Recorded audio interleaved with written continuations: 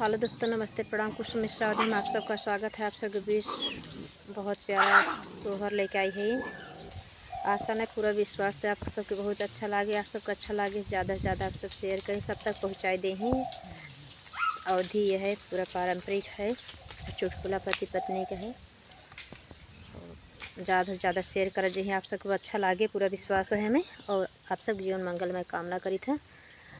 Comment, प्यारे प्यारे comment में आशीर्वाद जरूर दे बहनी दीदी। आप सब कुल वाचले सुन जाए ही, यहाँ बहनी सपोर्ट कर जाए। आप सब बहुत बहुत धन्यवाद। राधे राधे। देर न करते हुए शोर उठान सुनाने चल रहे हैं।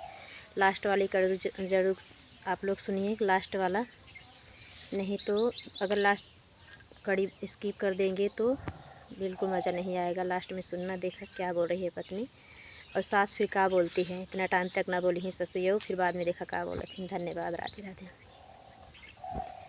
हंसी हंसी पिया बहिया पकड़े, हम त जानी खेला कैले, हम त जानी मस्ती कैले हो। सासुई है हाँ सब वाजू के काल की, उठ बैठ भारी भाए हो। हंसी हंसी पिया बहिया पकड़े, हम त जानी खेला करें, हम त जानी मस्ती करें हो। सासुई है हाँ सब वाजू के काल की, उठ बैठब भारी भाए हो। गोड़ थहराए लागे,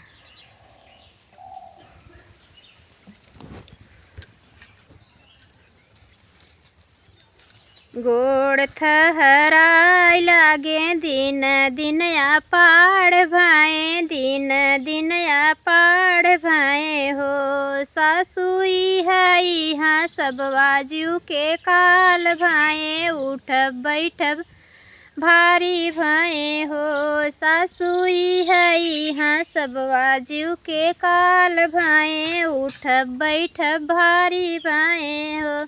हंसी हंसी पिया बहिया पकड़े, हम त जानी खेला करें, हम त जानी मस्ती करें हो। सासुई है हाँ सब वाजू के काल भाए, उठ बैठब भारी भाए हो। सासुई है हाँ सब वाजू के काल भाए, उठ बैठब भारी भाए हो। खेला कई के चला गए, गाढ़े में डार गए, गाढ़े में डार गए हो। सासू तोरा बेटा फिरी से जे पाइत, हथवा गोड़वा तोड़ डाइत, जुल्फी उखाड़ लेती हो। सासू तोहरा पुत फिरी से जे पाइत, हथवा गोड़वा तोड़ डालित, जुल्फी उखाड़ लेती हो।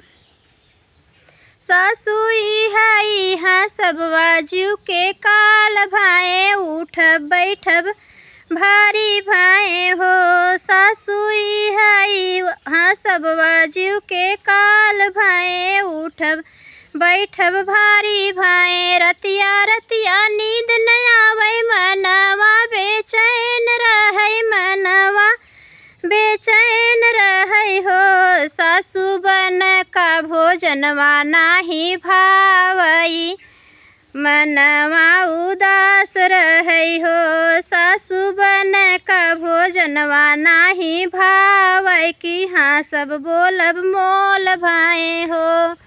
हंसी हंसी पिया बहिया पकड़े, हम त जानी मस्ती करें, हम त जानी खेला करें हो। सासुई है हाँ सब वाजू के काल भाए, उठब बैठब भारी भाए हो। सासुई है हाँ सब वाजू के काल भाए, उठब बैठब भारी भाए हो।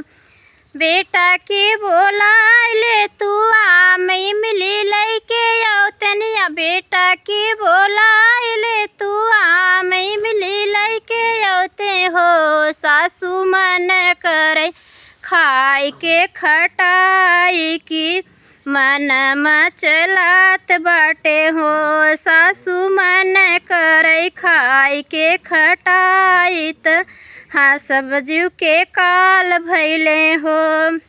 आधी रतिया पिरिया आवे डॉक्टर बोलाइले तू जियरा मोर बचाइले तू हो। आधी रतिया पिरिया आवे डॉक्टर बोलाइले तू जियरा मोर बचाइले तू हो। सासू आवे तड़ा तड़ पीरत ललना जन्म ली है बबुआ जन्म ली है हो। सासू आवे तड़ा तड़ पीर तललना जन्म ली है बबुआ जन्म ली है हो। बहु मोर पुतयस कुलवंता की कुलवा जगाई दी है हो। बहु मोर पुतयस कुलवंता की कुलवा जगाई दी है हो। इतने टाइम ससुयोग नहीं जबान रहा अब ही की पता चला हमार बेटवा इतना कुलवंता। धन्यवाद। कमेंट में ज़रूर लेके बता जे। राधे राधे।